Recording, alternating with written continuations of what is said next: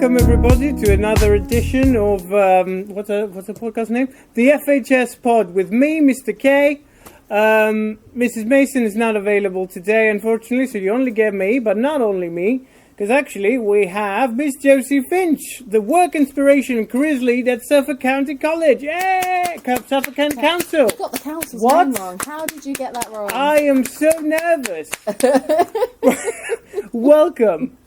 You're our first external guest, oh, so okay. that's now why. I'm nervous. Yeah, right, no, okay. don't be. We're both fine. Okay. Okay.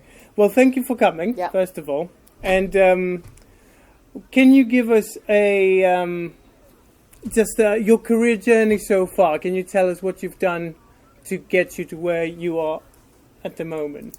So my job at the moment is work inspiration and careers lead, which means I support across Suffolk County as a whole county around anybody working with young people who are exploring what their pathways may be. So that's pathways into education, pathways through education, and out the other side into jobs or whatever their meaningful future looks like. And that means I support people like you to understand what they should be doing in schools, what careers should look like, and to understand what that CPD, and that means careers, professional development, should look like. But that's much more complicated in kind of what I need to do, and I need to have a certain level of qualification to do that. So some of my path has led me specifically to here, so through doing qualifications, but most of my path has been really higgledy-piggledy and has what looks like nothing to do with what my job is now. We love the higgledy-piggledy. Higgledy-piggledy, yes. Yeah. It's flavoursome. It is. So, okay, so if we go back to your student years then, Yep. What did you have a dream job? Did you have a... So, so when I was at school, I wanted to be an archaeologist. And I was told by my careers advisor, terrible careers advice, which I would never tell a young person now. And I was told to be an archaeologist, I had to be really good at chemistry. And I hated my chemistry teacher, so I wasn't going to take chemistry as an A-level. That was just not going to happen. So I didn't really know what I wanted to do as a job after that at all. And so I knew I kind of wanted to work with young people because I'd done some volunteering with young people and I liked doing workshops and that kind of thing. So I did A-levels and then, yeah. Okay. And how come, what was the archaeology? I love history. Yeah. And I really liked the idea of digging up dinosaur bones. Yeah, fair enough. And discovering a bit more about history. I just liked history. I liked knowing how things worked. I liked old literature. I liked looking back at why people do things, and I think I probably would have gone into anthropology actually, and looking at kind of human history rather than. Do you satisfy that interest in a different way at the minute, or? No, I really don't care anymore. I watch dinosaur films. There you go. I don't and go to the museum. I genuinely don't have an interest in that anymore as a wanting to do that as a career or as a hobby. Okay, yeah, something subside. Yeah, I was very into. Much into dinosaurs when I was a child. I love a dinosaur. I know, but yeah, films are good enough for now. And what about like jobs? I believe you've had... I've had lots of jobs. So my first job was when I was 12. You're not allowed to work in this county under the age of 13. I will just put that in there as a caveat. So I broke the law because that's actually been a law for quite a long time before I was working. But I had my first job. I was in a village, so sometimes laws are a little lax in a village. Yeah. So my first job was actually working in a restaurant in the back of house, chopping vegetables, putting things in the dishwasher. Really boring, stereotypical first entry level job. That was where my first job was. And then the first job that I actually genuinely enjoyed was working for Alba Foundation in the education department, supporting with what they called Saturday clubs, which were youth clubs for 8 to 18-year-olds around art and performance and music. And I got into that because I volunteered to sit on their committee when I was in school. And so I took on a voluntary role, and then I got a paid job at the end of that. So volunteering has been a staple throughout Volunteering has been a staple throughout my whole of my career. Lots of my jobs that I've ended up doing have been because I've taken on voluntary roles. Okay. So the next job from that I got from volunteering, I volunteered with a disabled charity called Fab Out and About, where you supported young people of a similar age to yourself, but that had quite a severe disability. So they had complex needs, and you supported them to take part in leisure activities.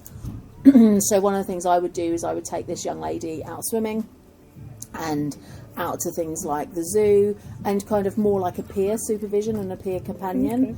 And then on the back of that, I got a job through the council when I was 18, running a holiday programme with young people.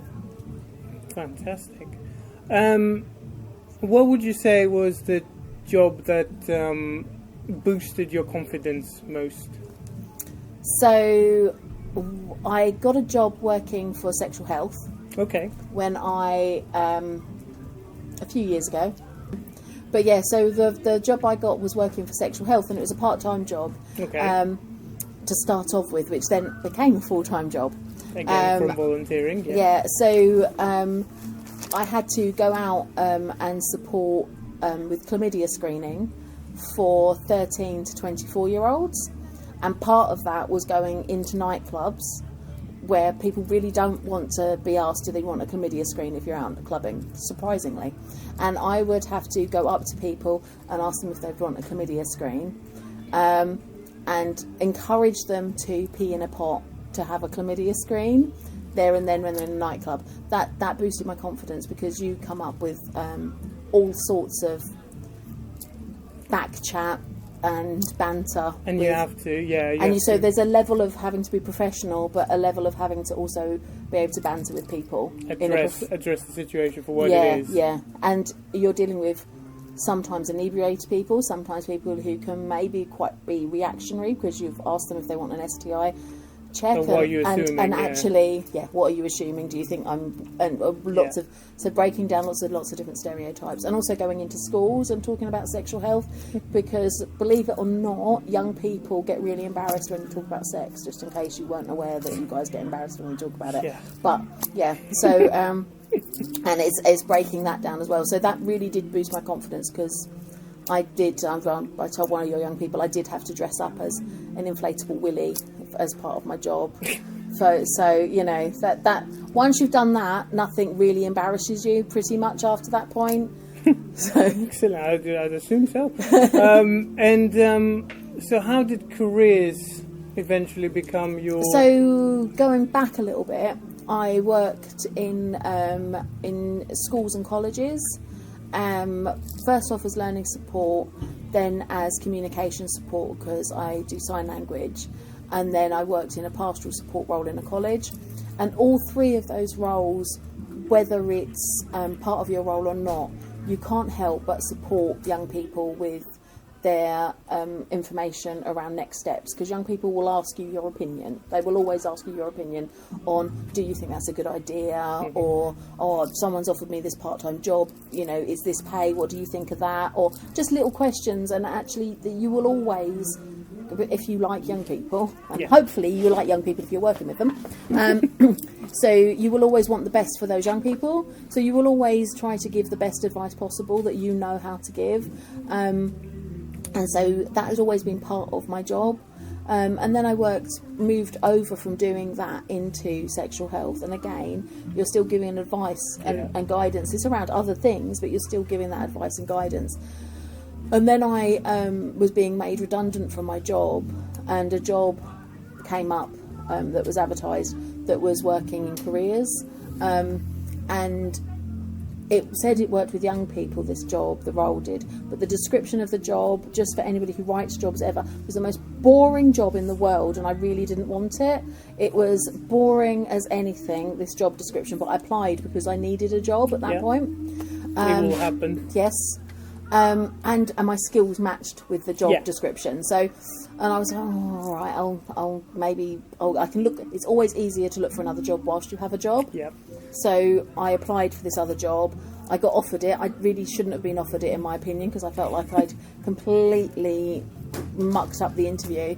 I got offered it. I still really wasn't 100% sure I wanted the job. So I asked, could I shadow somebody for the day? And again, I came away not really knowing if I wanted the job, but I took it because the other job was going to come to an end, and I need to keep a roof above my head and pay my bills. So I took the job, and I actually found out I loved it. Yeah, which is going to happen to you guys out there. That's another important lesson. That try it, give it a go. First of all, to be given the job, someone saw something in you, even if you think that it wasn't. Oh yeah, absolutely. They did, and that same person became my mentor more than anything else. And even after I left that job, we were, as a department, moved out of the council, because that was in the council. We moved what's called a 2P. Sometimes you get moved as a whole department out of a organisation and into another organisation. And even then, I still viewed her as my mentor, even though she wasn't working in the same organisation as me. And then I was very conscious that I was going into schools and coming in to see people like you, and I was less qualified than people like you to be able to give advice and guidance on qualifications. Yeah. So I wasn't a level 6 careers advisor or a careers lead, but I was telling you how to do your job. And I felt like a fraud and like an imposter, and I didn't feel it was appropriate for me to be telling you how to do your job. I didn't have the qualification to tell you how to do your job. So I went and took upon myself to go and pay for and do that qualification myself, and did that qualification alongside working, so that actually when I then went in to talk to you, I actually felt like I had the base, just the base and to understand background. Truly where you were coming from, and understand theories and how to apply those theories, and actually also have the qualification behind me. So if I wanted to then, which I now do in my role, wanted to do careers advice or go to be a careers leader, actually I could do that and have the confidence to say I could do that, and I have this piece of paper as well to prove that I can do that. Yeah, no, that's commendable, I guess. Yeah, just taking your role seriously. And because I really do think that experience does get you a long way, and I do really believe that experience of working is really good, and you don't have to have a degree to be able to do a job. Yeah, definitely don't have to have a degree to be able to do a job, but there are some jobs where you really need that theory, and you need to be coming from the same place as you're supporting. So I can't tell a nurse how to do their job because I'm not a nurse. Yeah. So, and it was the same for me with you guys. I can't tell a careers person how to do their job because I'm not a trained careers person. Makes sense. Yeah. Shall we go to questions from the audience? Yep. Yeah? Any questions? Any questions? Oh, yes, Jess? If you could go back in time and change one thing in your life, what would it be? In my life? If you could, so let me repeat that for the camera and the microphone and all that tech. If you could go back in time and change one thing in your life, what would that be? In work, yes? Anything. Oh dear. I always say yes to every opportunity that there is. So I'm a firm believer in always saying yes to completely and utterly everything.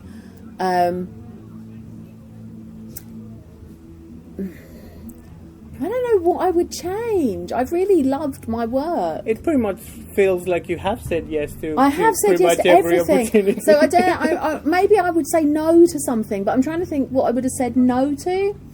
Everything made you to the person you are now. They have. Well, we don't have an answer for you. I don't actually. I don't think I've got an answer because I've enjoyed every job. I've done so many different jobs. So I've done things. So for part of my life, I ended up being divorced. That wasn't in my life plan, okay, end up being divorced. And I ended up with a child and bills to pay. So I had to work term time only. But because of that, I then took on other jobs to complement that term time only thing. So when he was then with his dad, or he went off and was with family or relatives, like over school holidays or weekends, I took on second jobs. So some of the second jobs I've done have been some of my most fun jobs. So I worked at Jimmy's Farm for a little while, where I ran that they have a party room. I went and did den building, going in and handling different animals, all sorts of things like that. That was really fun. So I definitely wouldn't have said no to that. I was telling Sir that I set up a a mini company on the side called Inner Spin, where I did drumming and fire performances. So I'm also a fire performer. So we went off to festivals and did fire performances and drumming. That was really cool. So I definitely wouldn't have said no to that.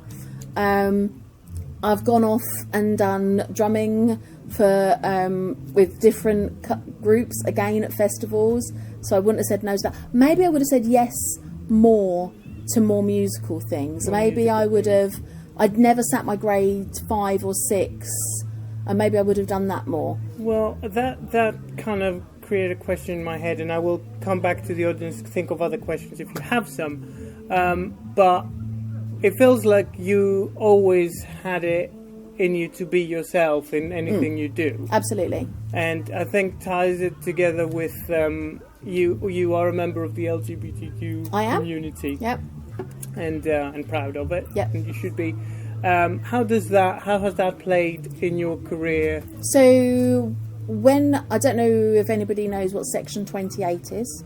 So Section 28 was brought in by Margaret Thatcher. I'm not allowed to be political, but it was a really, really, really bad policy, okay? And basically, you were not allowed to promote homosexuality. So that meant you weren't allowed to talk about being gay in schools. Okay, so I would have been removed from your school for having said I was gay, because that would, just me saying I'm gay would be me promoting homosexuality and saying it's a normal thing to be, which it is completely normal to be part of the LGBT community. But when I first started working in schools, Section 28 had gone, it was no longer in place, but people still believed that you weren't allowed to be homosexual. So I got told I wasn't allowed to talk about my girlfriend at the time. I wasn't allowed to tell people I had a girlfriend. I was told not to do that, so I was made very uncomfortable in school around that. And it made me feel very, very conscious of not being able to be myself or be able to bring my full self to work, which I think did hold me back maybe a little. So maybe the thing I regret is maybe not telling my boss to shove it up their bum when they told me I wasn't allowed to be myself. So maybe that's one of my biggest regrets, is actually not telling people to go away when they were being like that towards me. Hopefully we're addressing those hopefully issues we now, don't do that anymore. But we just So one of the first things I did when I was I worked at Otley was I joined a union, and in unions they have groups for those people who feel more marginalised. So there are groups for women, there are groups for LGBT people, there are groups for black ethnic minority, there are groups for people with disabilities. So all of those different groups that maybe feel a bit othered by in the workplace, there are groups specifically for them. And actually joining Unison and having that support made me feel able to speak up and be myself much more. Part of that has led me on to, I've set up a board. I'm very nerdy. I love board games, and I've set up an LGBT board gaming group because of that as well. So with that, we go around Suffolk and we meet up. It's for 18s only, and I'm just about to launch an LGBT networking group as well for businesses. That's so cool. So yeah, I do those in my part-time because I have loads of that. you can't take a time off. Any other questions? No questions. Okay. Well, I had another question. Now it left my mind again. Oh yeah, if you were to advise those young people of something, if you give them one piece of advice, what would that be? It's that your career is not a straight line, and that you don't actually know what you want to do really. You might have it in your heart that you want to do that, but until you're doing it, and until you've met bosses that you hate and therefore you change job, or until you've experienced all different sorts of things, you really don't know what you want to do. It is about saying yes to every single opportunity, trying it, figuring out what you like, what you don't like, getting rid of some of the bits that you didn't like, and then finding a job that you really, really do. It's moulding it, adapting it, and saying yes to every single opportunity. It's about the journey, not the destination. It really is about the journey, and about all your hobbies and volunteering, because at the end of the day, all of my hobbies and my volunteering have led me on to much more exciting jobs. And enjoyable. Yeah. So I think that's very good advice. And just because Mrs. Mason is now here, I wanna tie this with it because we're having our interview in the library. So, do you have a favourite book or something you would suggest to young people? Favourite book? I know. That's it's so a difficult hard. question. That really is. I really like fantasy just as a genre. Fair enough. What book do I really like Terry Pratchett as an author, but would I say his books are my favourite? Probably not. I like his books, but not my favourite. Okay. Is there a book I would go back to multiple times? No. Do you know why? No, right? Because there are too many books. Too many books. There are too many books, and I like all the books. Which one? Which is one that you have gone back to multiple times, or you've thought about? You've known many quotes from it, or. I suppose Lord of the Rings I've read multiple times. I knew that was coming. Yeah, The Hobbit is probably my favourite. I loved The Hobbit as a kid.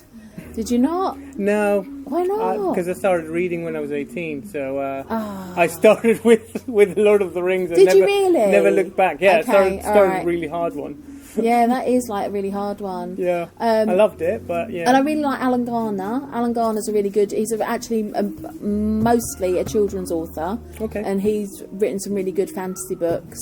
And I really like Alan Garner. Enid Blyton, I really liked.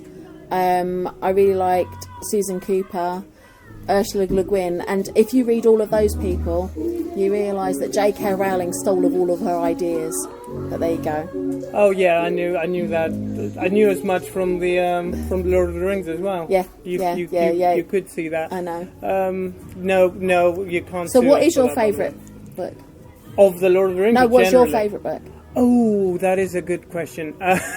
See, I'm the one asking the questions. I've asked it back. Okay, so I've always thought that the Tower from the Franz Kafka one, okay. because it was a very live experience basically when I was reading it. Okay. Because I was really tired. I was doing national service at the time, and I was so immersed in it because I was sleepy. And I was in between sleep and thing when I was reading it, and the main character was also very sleepy at the time in a chapter. I can remember it being like, what's real, what's not, that was.